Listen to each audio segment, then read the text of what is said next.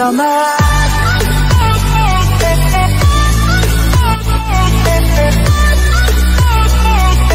Bring back, 'cause I'm mad.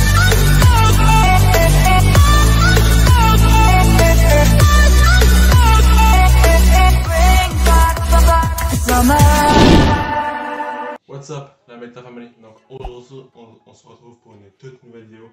Dans le titre, je note les séries lesquelles, donc c'est encore une fois un délire.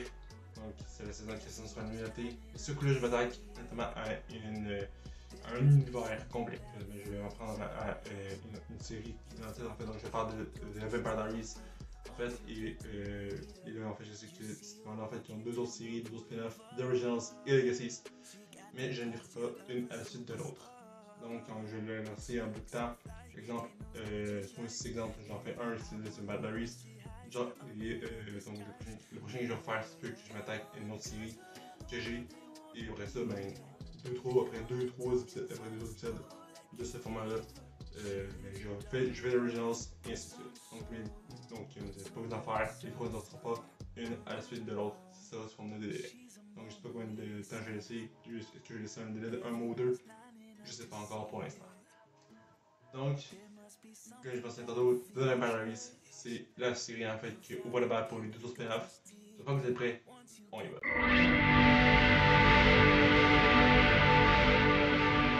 Alright, on commence là-dessus. Donc, il y a des informations en fait que je vais donner par rapport aux saisons. Donc, c'est hint un peu comme celle-ci là. Et donc, on commence avec la saison 1. Saison 1 pour moi, en fait, c'est sûr que c'est comme les séries qui commencent comme ça, d'autres non. Mais ça, pour moi, je trouve que quand tu commences une série, c'est comme si tu venais pour faire rencontre des personnages, pour te faire une idée quels personnages tu vas t'attacher, d'autres non. Et certains aussi que tu vas te faire un entre-deux. Donc, si pendant un bon moment, tu vas pas l'aimer. Et un peu plus tard, en fait, tu vas commencer à l'aimer et souhaiter qu'il n'écrive pas. C'est ça qui est arrivé pour moi de mon côté quand j'ai regardé Vampire Diaries et les deux autres séries, The Originals et Legacies. En fait, j'ai aimé les personnages pour elle. Je sais que dans le j'ai dit que j'allais monter pour chaque saison, mais je viens de penser que si je dois monter chaque saison, ça va être long. Donc, s'il y a quelque chose que je vais rajouter, je vais le dire. Sinon, bien, je vais laisser la saison telle qu'elle était. Donc, saison 1 pour moi en fait, pour moi c'est quelque chose, cette saison en fait qui met en avant le personnage, c'est le qu'il rencontre. Et ça a été facile de donner cette note-là, donc pour moi c'est un 7 sur 10 pour vrai. L'épisode était bonne, l'intrigue est intéressante. Saison 1 notamment en fait, faut qu'on empêche quelque chose d'arriver. Et tu rencontres un peu les deux frères Salvatore et leur entourage. Donc en fait j'ai rien ajouté pour vrai, c'est des bons du début jusqu'à la fin de cette saison-là. Pour la saison 2, en fait, j'ai donné un peu plus fort de 7.8 sur 10. Notamment parce que la série en fait reprend quelques minutes plus tard après la finale de la saison 1. Et les nouveaux personnages font leur apparition. Et notamment, en fait, on voit en fait que deux personnages en fait font leur apparition dans cette série-là. Et notamment en fait, le premier en fait qu'on voit apparaître, évidemment, c'est Elijah Michelson qu'on va apparaître. Donc c'est vraiment elle pour le voir dans cette série-là. Quand il petite annonce que je vais faire, guys, j'ai commencé Vampire Diaries et The Originals en fait il y a quelques années. Mais je les ai repris en fait en main peu de temps après. Et je suis souvent de continuer à écouter ça. Et bon, c'est sûr que je me suis plus rappelé des épisodes, c'est sûr. Je me suis dit retaper à nouveau pour me refaire une curiosité et afin de ne pas faire qu'est-ce qui se passe. Donc, oui, Jack et Klaus Michelson, j'ai voulu l'enseigner apparaît dans la saison 2, c'est là qu'on voit leur première apparition. Et ça passe. La saison 2, ça passe, donc un 7.8 pour moi, ça fait une job assez différente. Saison 3 également. 3 en fait, j'avais donné à la base pour la saison 3, encore une fois, on voit Michelson, mais on voit pas seulement Klaus et Elijah. Un autre Michelson fait son apparition, évidemment c'est Rebecca qui apparaît, et là ça passe pour eux. Et pour ceux qui ont regardé Vampire Diaries et The Originals, vous voyez le style de Rebecca qui est pas du tout la même. Dans Vampire Diaries, elle fait un peu sa. Je faisais le mot vulgaire, mais un peu sa Miss Parfaite, un peu qu'elle se fout de tout. Elle va juger, la critiquer. Donc, elle est très différente quand on la regarde dans The Originals. Et c'est ça que j'aime un peu. C'est ça que j'avais remarqué un peu quand j'ai regardé The Originals. Parce que ceux qui disent, donc plus tantôt j'ai poursuivi, j'avais commencé The Originals il y a quelques années, puis je l'ai poursuivi même. J'ai commencé Vampire Diaries et The Originals il y a quelques années, j'ai poursuivi. Mais The Originals, j'ai plus poursuivi que Vampire Diaries. Mais ça m'a pas empêché de comprendre l'histoire, donc ça m'a pas empêché du tout. Tout simplement, c'est juste que pour comprendre, il faut regarder tout ça. Puis une fois que tu regardes ces séries-là, là tu comprends. Tu comprends vraiment ce qui se passe. La série que j'ai fini en premier a été, je pense, The Originals. Si je ne me trompe pas, c'est The Originals que j'ai terminé en premier. Donc pour la saison 3, tout simplement, en fait, j'ai changé la note pour la saison 3, je donne un 8. J'avais donné 7.8, mais là je vais donner 2 points de plus. Donc je vais donner 0.2 de plus.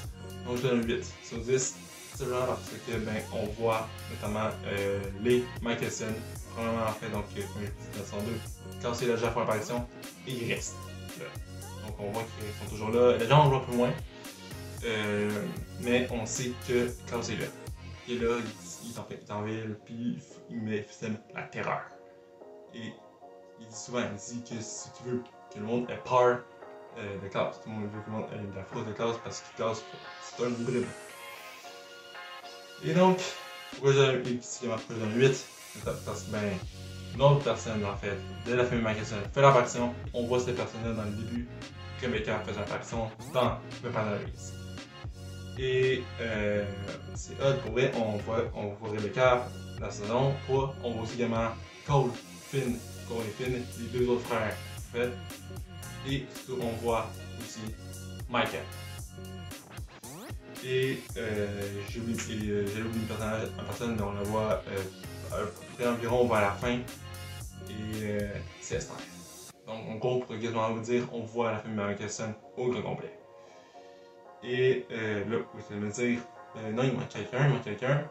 Je sais, il manque quelqu'un. Mais vu que le titre qui m'a marqué de Paris, c'est bien que je mets celle-là. Je mets celle-là tout simplement. Mais je sais, oui, qu'il manque une personne dans la famille Michelson. Saison 4, même note que saison 3, un 8. Tout simplement parce que c'est Elena. Donc c'est plus Elena pour moi qui a donné Point Punch. Que j'ai trippé sur saison 4 notamment parce que à la fin de la saison 3, tout simplement, en fait, si vous avez vu la série, vous savez comment elle est finie. Et comme je disais un peu dans la vidéo, je ne vais pas spoil. Mais ceux qui ont vu Vampire Diaries se souviennent qu'il manque la finale de saison 3 termine. Il manque la 4 débute.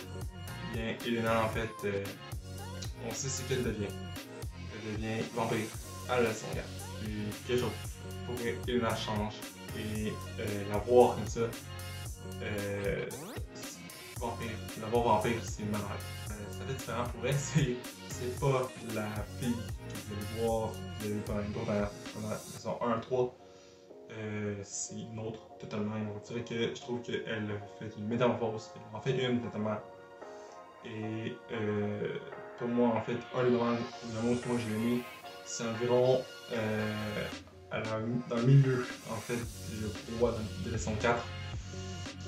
Et j'ai fait, ok, ça c'est des pistes, on la voit qui est totale. C'est pas elle, on la reconnaît pas, c'est une facette d'elle qu'on ne voit pas.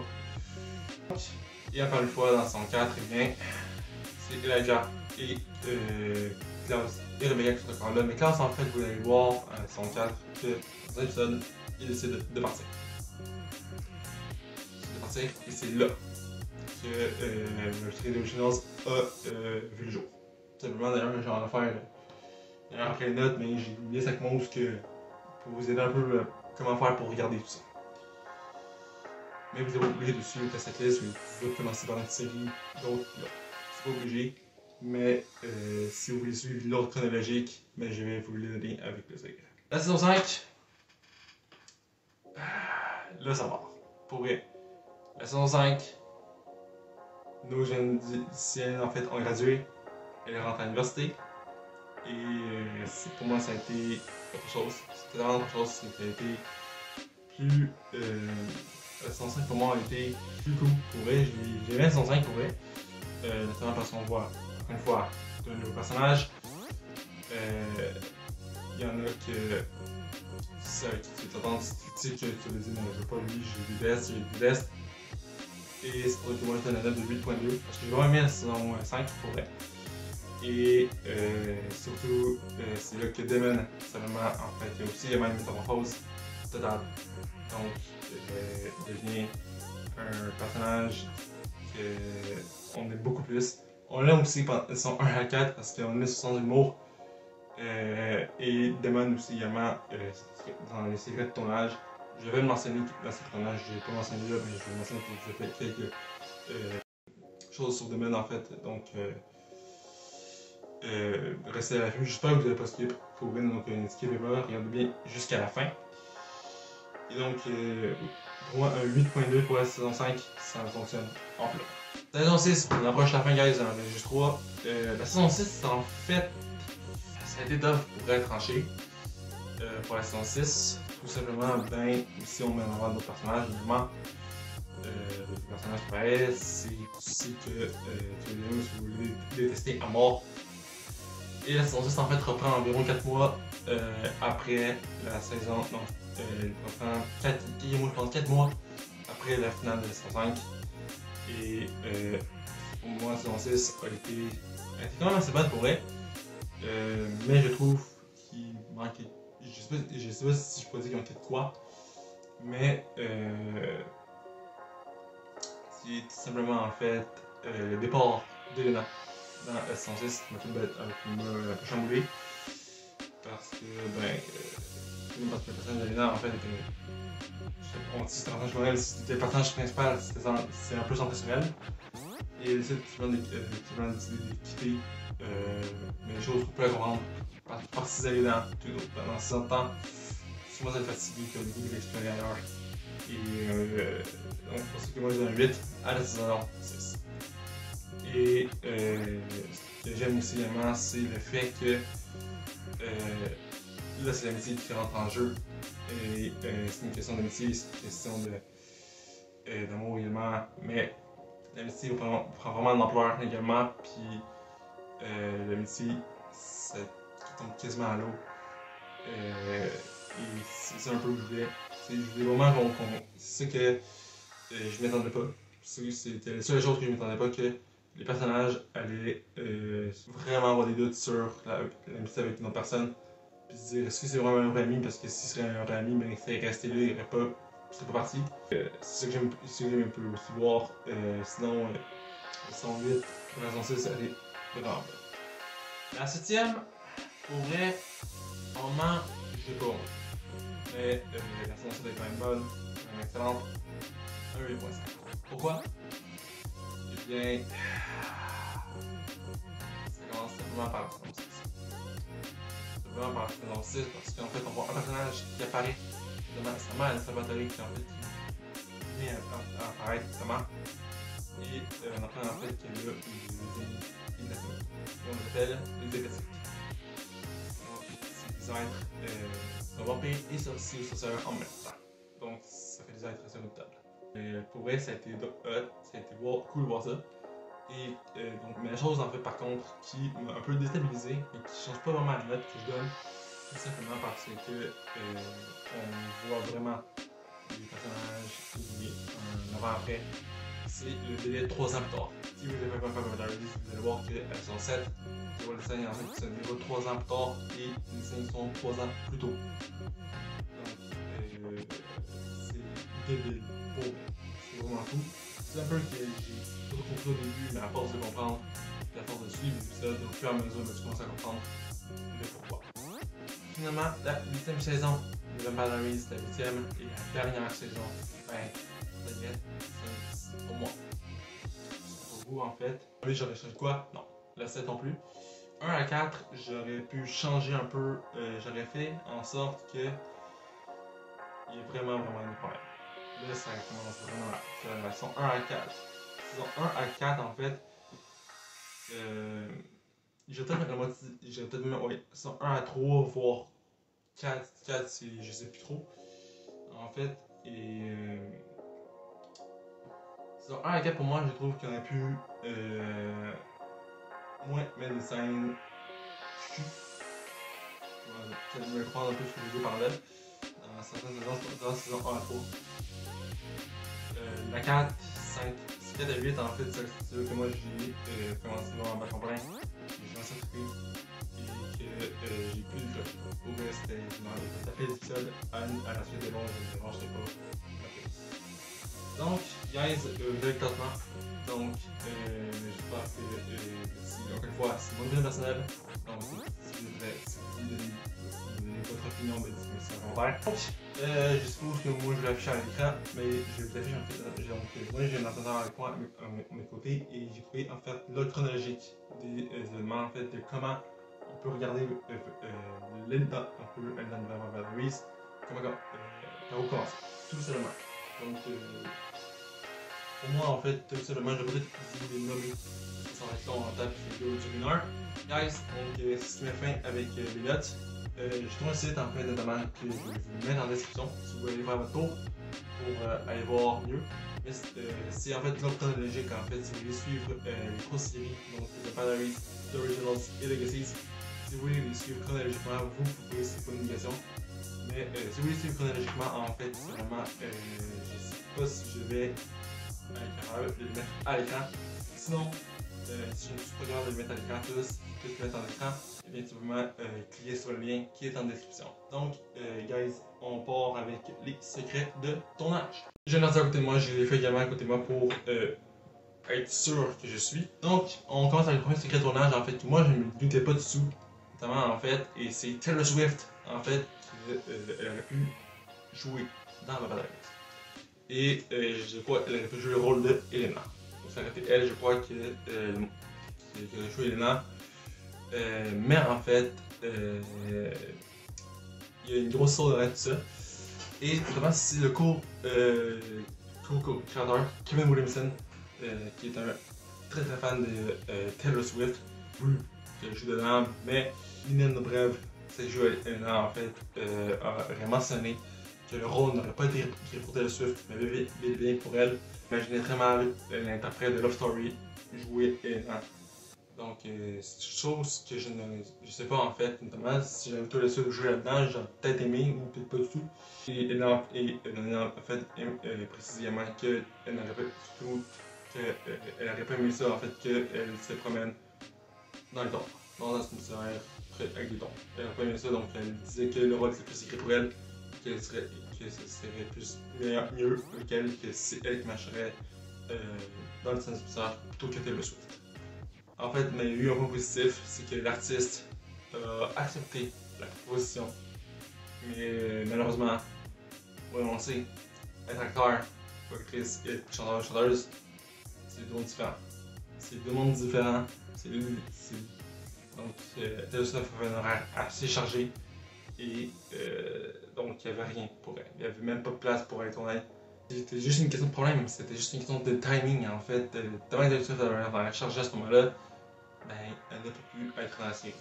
Mais dites-moi en commentaire si vous avez aimé ça au Taylor Swift dans la série de Van Harris ou de Nina Dobrev pour jouer le rôle d'Elena. Deuxième secret de tournage, en fait, et là on parle de Nina Dobrev en fait qui a littéralement échoué sur l'audition. Vous allez me dire pourquoi on l'envoie dans Van Harris. Je m'explique. En fait, Nina Dobrev en fait a passé deux fois l'audition pour jouer le rôle d'Elena. La première fois en fait, elle a auditionné devant Julie Plec et Williamson. Ça a été une catastrophe. C'était une catastrophe, c'était mauvais, elle n'a pas vraiment brillé. Et les deux créateurs en fait l'ont oublié assez vite.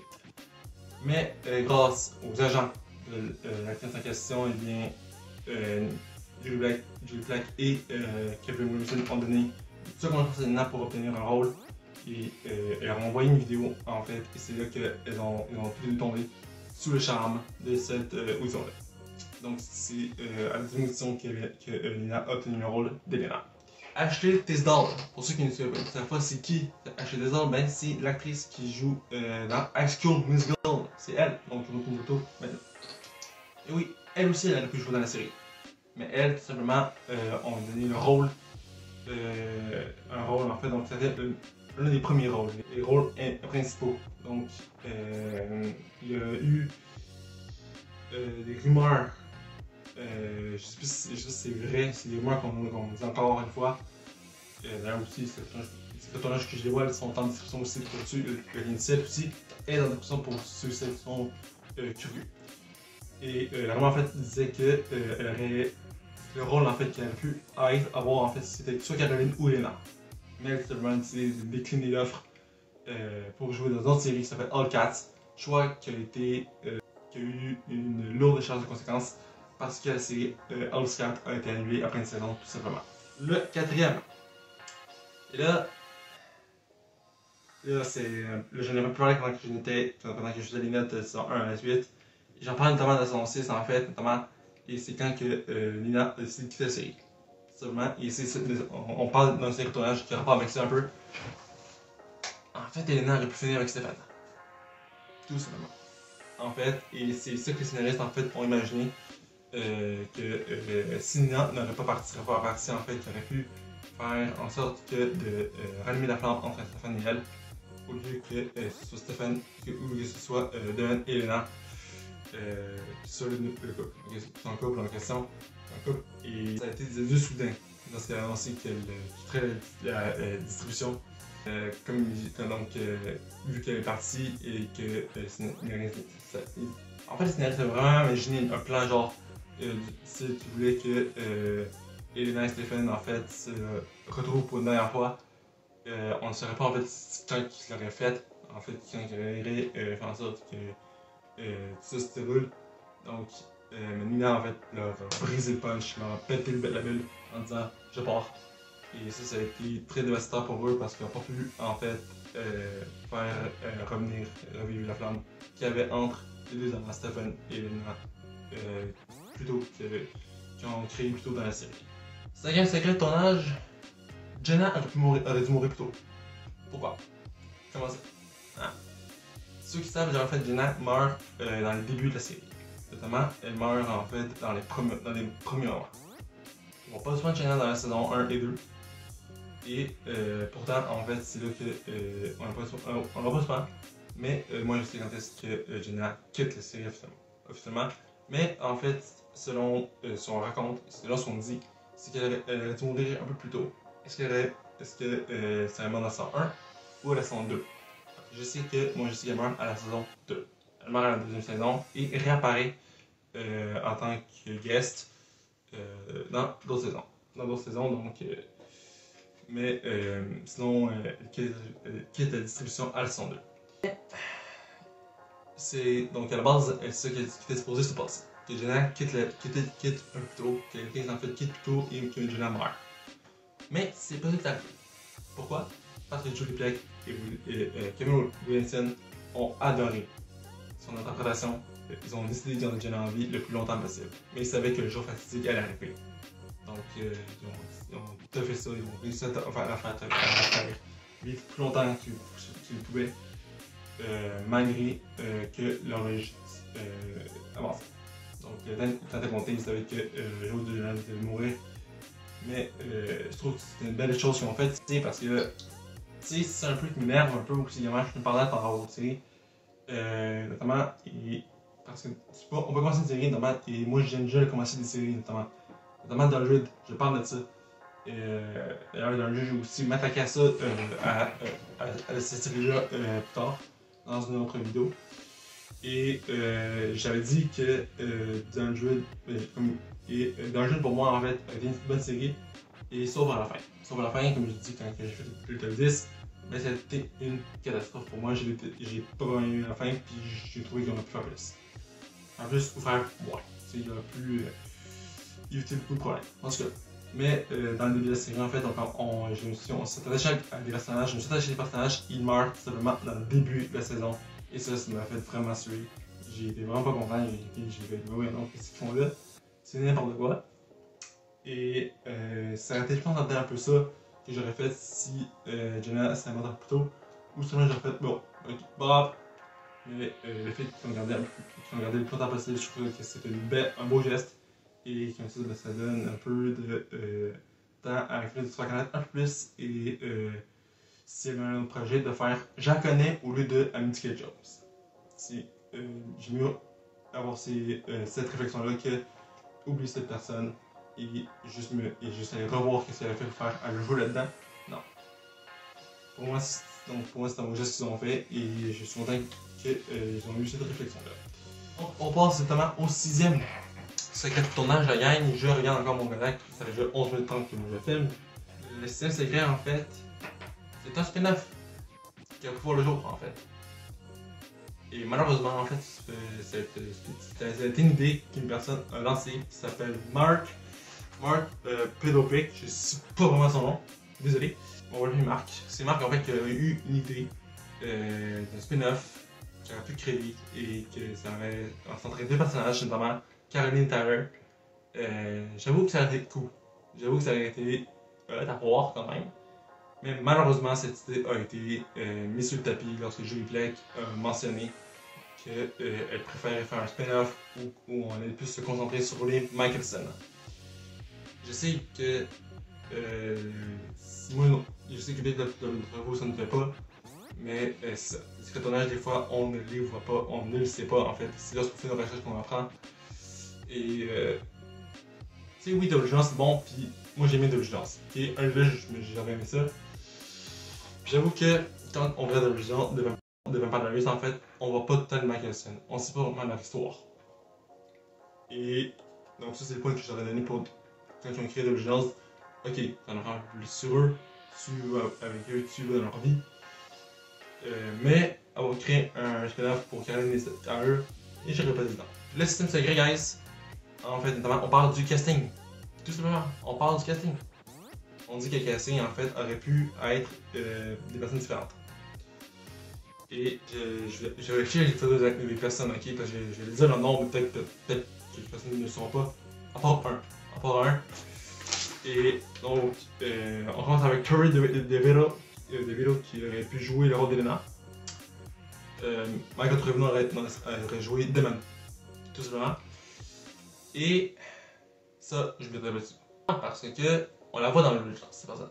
On la voit, cette personne-là joue un personnage. Et oui, il joue un personnage. Et cette personne joue un Michelson. Et comme je disais tantôt, il apparaît dans Vampire Diaries notamment. Et on le voit apparaître à la saison 3 et 4. Si j'ai oublié de le mentionner avant, on apparaît à la saison 3 et 4, tout comme Rebecca. Rebecca, en fait, on le voit à la saison 5 également, mais très peu. Et c'est l'acteur Nathaniel Bozovic. Nathaniel Bozovic, lui qui joue Cole. Oui, donc Nathaniel aurait pu jouer Stéphane. J'avoue que ça aurait été intriguant. J'avoue que ça aurait été intriguant de voir ça. Un casting totalement différent. Mais notamment, en fait, je dois me donner mon point à Nathaniel pour jouer pour Cole. Je trouve qu'il a joué avec brio. Il a joué vraiment, c'était vraiment fort pour moi.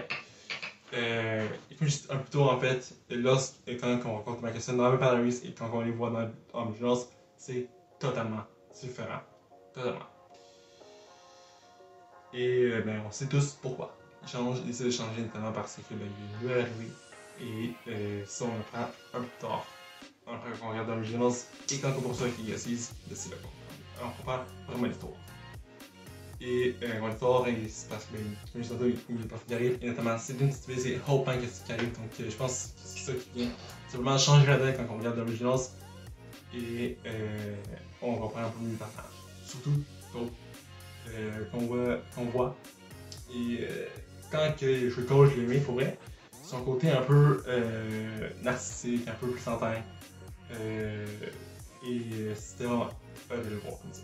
Dans l'Originals, quand je vis dans Vampire Diaries, j'ai dit, c'est vraiment différent de ce qu'il fait. Il est plus violent, il est toujours violent dans l'Originals, plus dans l'Originals ou Vampire Diaries. il est violent. Il est pas capable de se contrôler. Il ne contrôle pas ses évolutions. Donc, mais quand on regarde le Valaris, ben, on a un petit truc. Ok, un petit quelque chose. C'est ça qu'on aime. C'est ça que j'aime absolument, voir l'évolution des personnages, notamment, et voir l'évolution des Michelson lors des deux séries Valaris et d'Originals. Et voir leur cheminement. C'est ça que j'aime un peu, c'est que j'aimerais plus voir lors dans cette univers-là. C'est un secret tournage. Damon a une personnalité en fait plus différente. On connaît Damon comme il est aujourd'hui. Il est malin, sournois. Et en fait, ça a été pas ça la base. Je sais pas en fait pour Damon a été créé pour quel caractère qu'il aurait. Les bases en fait sur Damon auraient été quoi. Mais en fait, c'est Kevin Williamson qui était le co-créateur en fait, qui a décidé de changer Damon, le personnage de Damon en fait, notamment parce qu'il a vu Ian Somerhalder, celui qui jouait Damon, jouer un jeu. Et il a vu qu'il avait l'esprit rusé. Il s'est dit que si il change Damon pour que Damon soit rusé, ça pourrait être bon. Et en faisant ça, il a décidé de prendre ça et de tourner ça en son avantage. Donc, Yann a apporté à Damon une autre façon de le voir, l'idée de le rendre plus sombre et plus froid et plus sauvage. On le voit quand il agit et il n'a aucune pitié. Il n'y en a pas. Et quand je dis qu'on va évoluer, c'est ça. Au début, on le voit, il n'a aucune pitié, il ne ressent rien. Il se fout un peu de tout le monde. Il se fout de ce qui peut arriver. Il pourrait laisser crever quelqu'un puis il s'en foutrait. Mais après ça, on voit son évolution et l'évolution, il finit par ne pas abandonner, ne pas baisser les bras et à sauver les personnes qu'il aime et qui l'entourent. Dernier secret de tournage, les gars. Pardon, le deuxième, excuse-moi. Joseph Rogan, a.k.a. Klaus Michelson. Et oui, on parle de lui. Eh bien, si je vous dis qu'il a trouvé l'amour sur le tournage, sur le plateau. Donc, en fait, il vient de se plager une fille ici avec. Bon, c'est quoi la question, mais la personne qui l'a rencontré, il s'appelle Percy White. Et ils sont ensemble depuis plus de 10 ans. Donc, depuis 2011, ils sont ensemble. Ils se sont mariés en 2014 et ils vivent le père bonheur. Donc, ça, je m'y attendais pas du tout. Donc, je m'y attendais pas du tout. Je savais que.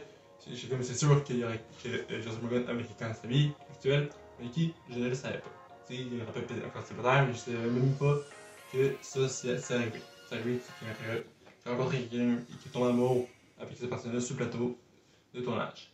Mais, il joue aussi sur le plateau de tournage, en fait, c'est Vampire Diaries. Donc, il n'a pas été dans l'original, c'est en Vampire Diaries parce que c'est doublé en 2011.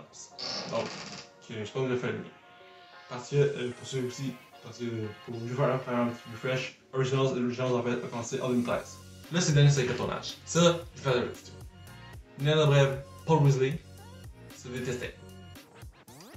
En fait, ouais, les deux se détestaient. Que de jouer les mots transit, c'était pas du tout repos pour eux. En fait, leur haine a juste été pendant le début de la série. Je pense que c'était pendant le tout début. Je sais pas si on inclut la saison 1 ou la saison 2, mais je crois que juste qu'on inclut la saison 1 là-dedans, ils se détestaient à mort. Pour vrai, ils ne se parlaient pas. Les joueurs amoureux en fait transit pour les fans en fait, je sais pas si on l'a remarqué, moi je ne l'ai pas du tout remarqué. Et les joueurs en fait ont mis, on va dire que les fans n'y voient que du feu. Mais au fil du temps, ben, ils ont presque connaître. Leur haine s'est transformée en amour. Et aujourd'hui, ben, aujourd'hui, et juste pas encore à l'heure actuelle, ils sont de très bons amis. Donc, c'était un point en fait que j'ai oublié de mentionner. C'est lorsque les fans en fait regardaient Vampire Diaries, et comme moi je le regardais en fait, et moi je savais que des personnages, que ces gars sont là pour jouer. C'est du acting tout simplement. Et il y a certains fans en fait qui ont été. Ceux qui ont vu Kill du Feu, j'ai vu aussi Kill du Feu, en fait j'ai vu Kill du Feu aussi également. Mais il y en a qui ont été plus loin, qui ont poussé leur imagination plus loin, et c'est ça qui est très intéressant pour voir ça. C'est comment l'imagination de quelques personnes peut peut aller? Est-ce que tu vas à l'extrême? Est-ce qu'ils vont atteindre une limite? Et en fait, certaines personnes pensaient que les acteurs qui n'ont pas osé une rêve vivaient également un amour passionnel autant passionnel que le personnage que Elena et Stephen. Donc, c'est une chose que j'ai oublié de vous mentionner. Donc, guys, c'est l'éclairage ici dans le mien. Donc, c'est long pour vrai, ça va être long à monter, je suis sûr, à 100%. Et donc, guys, c'est ce qui me fait à cette vidéo. Alors voilà, la vidéo est terminée. C'était mes likes, commente, partage, abonne-toi à la chaîne, c'est gratuit. Vous pouvez activer les notifications à chaque fois que je sors une nouvelle vidéo. Les réseaux sociaux en description. Guys, j'ai mentionné une chose également, donc quand je dans les vidéos, je vais pas les faire de façon que vous épuise. Okay? Je pense, donc cette image-là, en fait, je vais pas les sortir une à la suite de l'autre. Ce que je dis par là, c'est pas les sortir.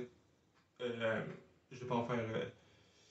Je vais les sortir en fait pendant 2-3 semaines. Donc, le stun, vous voyez me faire. Donc, là, le stun, vous voyez me faire Darius. Mais ça peut que dans 2-3 mois, vous voyez d'Originals. Ça, je peux dire que vous voyez une autre série. Puis qu'après ça, je reviens. Je varie entre ça. Là, je fais Darius, puis ça se peut que je vais faire une autre série. Je vais revenir. Puis, donc, la prochaine fois que je vais dans ce format, ben, je vais prendre une autre série. Et après ça, ça va être d'Originals. Je refais une autre série. Et je fais un clic ici. Donc, c'est comme si je ferais d'une variée. Et ça, en parlant de variation, je crois que vous le voyez, exemple, je vous donne un exemple, les lyrics et les edits que je poste. Donc, vous voyez en fait un lyrics et un edit une fois par mois. Donc, une fois chaque mois, en fait, une fois par mois, donc il y a un lyrics ou un edit que je mets.